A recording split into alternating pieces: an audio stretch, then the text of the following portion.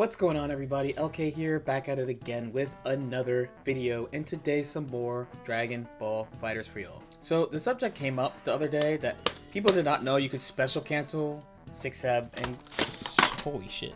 People did not know you could special cancel 6Ms in sparking. So I wanted to just share 5 things that I think people don't really know about the game. If you know all 5 of these things, then good job, you're the Dragon Ball FighterZ trivia master. If you have a quick second, consider liking this video or subscribing to the channel if you already have not. It does help the channel grow, and I do appreciate it. Thank you so much. So the first thing is Cell having a 4LL. I probably said this the wrong way, but Cell can steer the second hit of his auto combo actually. So this is the first hit, and you can see it goes very far, but you could actually shorten it by a significant amount by holding 4 after hitting LL. So I guess that's 5L, 4L. So the main advantage of this is that you have a way of baiting this in case somebody does it. So in this example, I will double reflect and I'm going to die because I whiffed reflect. He didn't go all the way. The downside, of course, being you won't pull up as far on a backdash as usual. Here is the normal auto combo on backdash. You see I just catch him.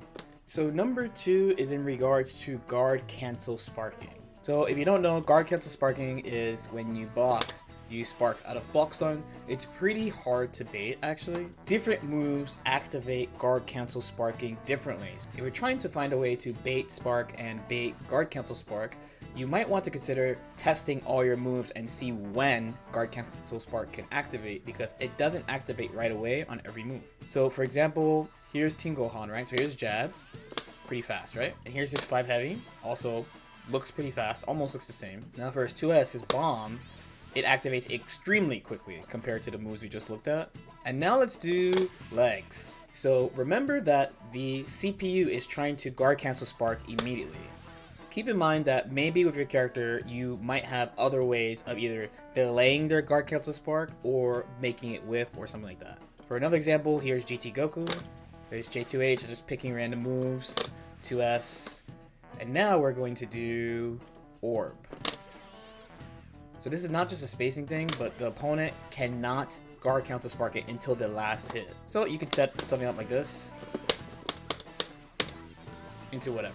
So next is a technique that kind of exists in all Arc System Works games, but it sort of depends how useful it is, and when it's too good, they usually patch it out. So it's not that great in this game. This is definitely kind of like a trivia nugget. It's in regard to proximity guard. So you can take advantage of the proximity guard state to buffer movements in case your opponent attacks you. The main weakness being that the minimum height for movement in this game is really, really low, and the options you like to use, like say backdash, does not have invincibility. So for instance, in this recording here, he is jumping.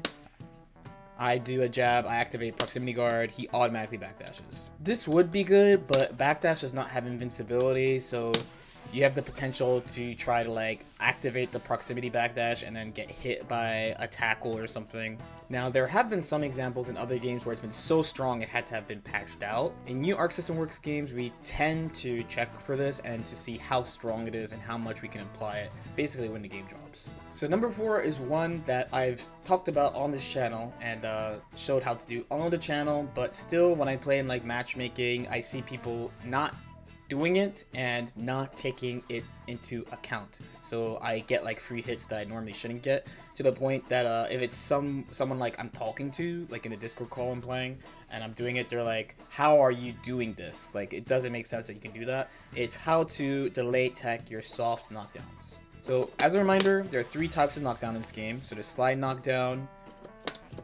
there's level 3, which is a hard knockdown, you can't do anything about it, and there's soft knockdown. So on soft knockdown, you have way more tech options than sliding knockdowns and level 3s. That's why everyone aims for sliding knockdowns and level 3s. Your opponent has way too many options when you do a soft knockdown to them in general. You all know how to tech normally, so up tech, in place, etc. But if you want to delay any of these techs, you can tap down and then pick the direction to do it. So for instance, if you want to do a delay up tech, you tap down and then you hold up. If you want to do a delay back tech, you tap down, hold back, delay in place, tap down, hold it forward, and if you want to do the normal, just stay down, you just hold down as normal. So you have this on top of your normal in place, back, and up text. So I think this one, the main reason it's not total common knowledge, like everybody who plays the game knows this, is that in season 1, it was apparently like 1 or 2 frame timing to hit the other ones, and delay up tech was possible, but really hard to do, and you would see people miss it and just kind of get hit in the dome. But as of season 2, they made this much easier to do. So this is pretty common, right? So let's say you get hit by random vanish online, they go for their safe jump, right? People just tend to go for the safe jump right away. A really good default response to this would be to use delay up, because now they're on the ground already. You can delay, get off the ground, and then move or do something. At higher levels of the game, everyone knows this, so some people will like chase up there after their safe jump whips or something like that. But if it's against somebody new or someone who only plays offline or casually, they won't be ready for it. And the last thing is moon jump. So I haven't really talked about this on the channel yet, and people ask me a lot about it on stream, so I figured I would put it into this video as well. This is the technique that Goichi used against the Kill Sage in World Tour Finals to fight his Broly. That being said though, this is a pretty good technique for moving around the screen in general, and it's really good at fighting fast ki blasts. So for instance, we have Frieza here. Frieza has a top tier speed ki blast. So the way you do it is you hold L, you have to be holding L, you super jump, and you use a super dash macro when you super jump, and if you do it right, you should get a 1 frame dash super jump. So what does this look like? So this is a normal super jump, right? And then here's what a normal dash super jump looks like, and then here is what moon jump looks like. So again, it might be a little bit weird, but the whole point is that you're buffering the dash into the super jump immediately. As you can see, I went from full screen to over the character. So in the case of fighting these like fast ki blasts, if you jump normally, you're only going to get to half screen, and you can dash jump in between, but it's pretty hard, especially depending on what type of controller you're using. Right? I really just tried to do dash super jumping right there. See, like I'm trying to slide in a dash super jump so I can get over there, but it's pretty hard. Dash jump is okay here too, because you do like get kind of close. Or you could try this. Let's not get hit. Or you can try this.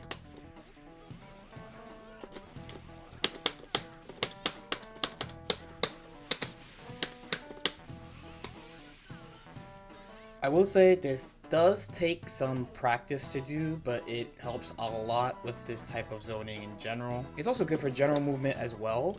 But the only issue is you have to be holding a button, so you would have to get used to like not only holding the button all the time in neutral, but also doing things where it will let you hold L at the same time. So what I mean is, a lot of people just do it like this. They will like IED back, press L, and hold it. But you can also do things like fire ki blast, hold the button, backdash in neutral, hold the button, holding the button when round starts like this. So I still have it held here and I could do it right away. Okay, hopefully these things helped. None of these really fit into a video alone, really. So this was the only way I could really think of making a video with some of these topics. They're kind of esoteric topics. If you knew all 5 of these things, you definitely know a lot about this game, and good job. If you didn't know these things, then okay, today you learned something. Good job. As usual, if you have any questions or comments, feel free to leave it in the comment section below. Like and subscribe if you feel like it, and I'll see you next time. Peace out.